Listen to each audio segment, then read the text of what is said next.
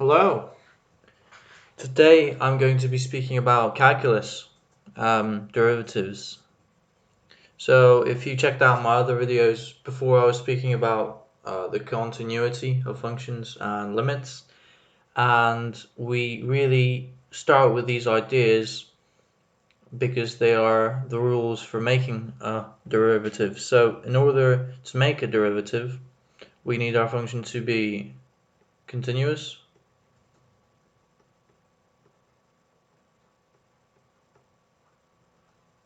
So you can make sure that as a string that doesn't break in any point.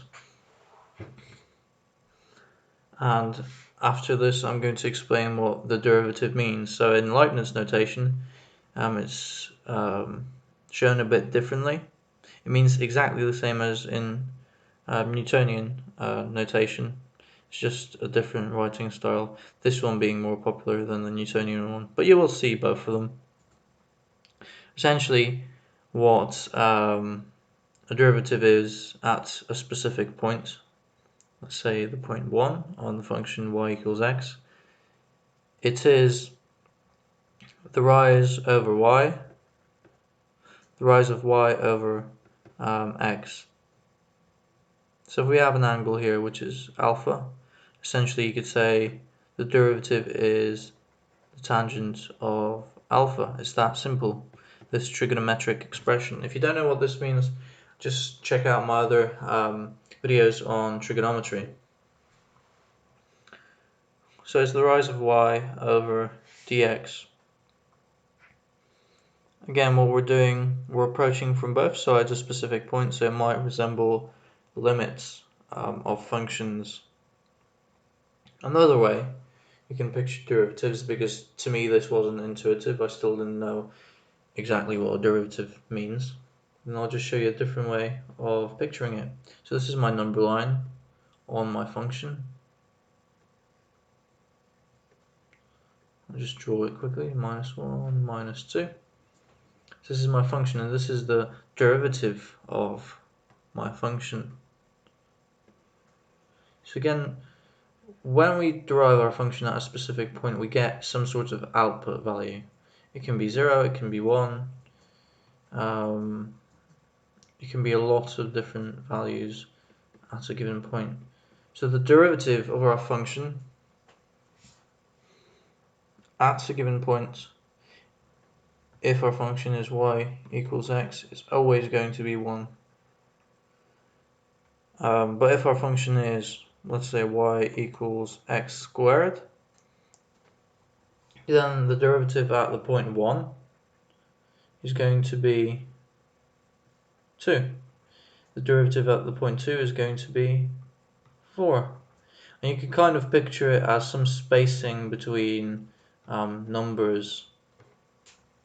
So we're getting some inputs from our function and we're getting some output values. What do these output values mean? What does the derivative mean? Well, essentially what it means is how fast our function is either going up or going down. So with the function y equals x squared, what we're finding out is at a given point how fast is our function rising. What we can see straight away is that it's going to rise faster, faster and faster, just like on the other side it's going to decrease less and less. How do we prove this? How do we find the derivative? Well, we need to use limits for that. We have to approach a certain point, so get really close to it but never actually get there. So the limit of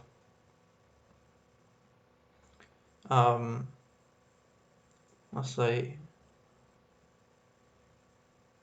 x going to delta x meaning something very small,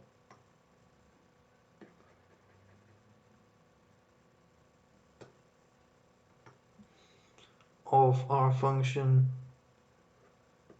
x squared. So what we're going to do is we're going to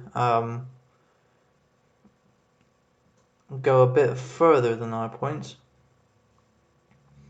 and then subtract the value right before that point, so that we get a rough approximation of how fast our function is changing. So let's say at the point 0.999 I get the value, let's think of a good value. I get the value, let's say, close to 1.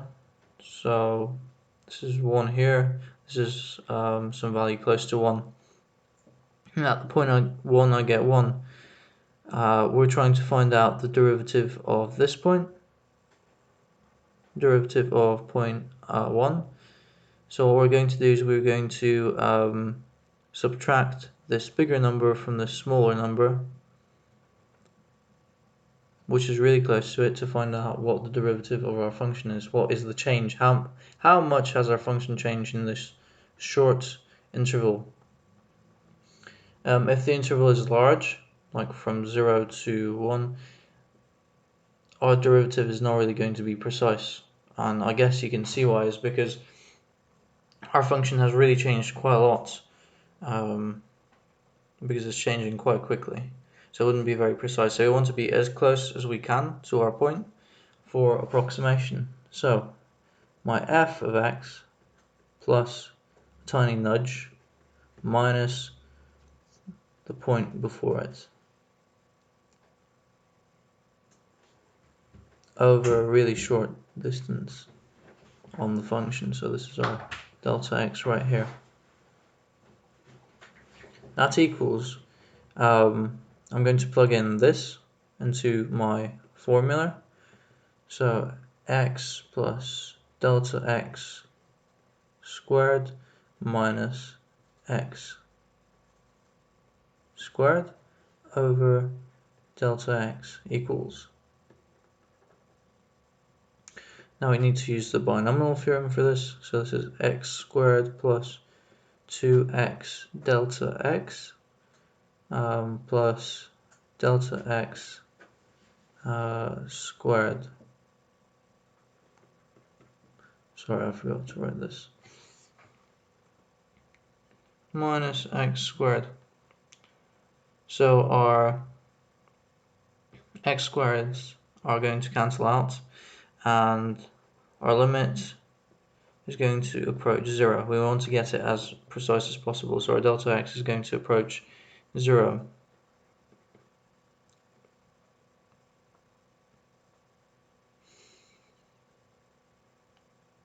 Now we are left with 2x delta x plus delta x squared over delta x. We can cancel this out, and what we get is 2x plus delta x. We know that delta x is approaching 0. It's a very, very small value, so we can write 2x. And that is the derivative of the function. It is 2x. And you can plug in any value you want. So for us, it's going to be the value 1. So that's going to be 2 times 1. And this is how fast our function is rising, 2. So the slope of our function is 2. That's how fast our function is going up by 2 points. So at the point 2, derivative of my function is going to be 4. 2 times 2 is 4. So it's risen by 2. What about the derivative at the point really close to 1, 0.9? It's going to be 2 times 0.9, which is 1.8. You can see that it's close to 2, but it's not precisely 2. So if we wanted to, if our delta x was any larger than 0, for delta x was approaching, let's say 0.2, we wouldn't have a precise derivative at our points.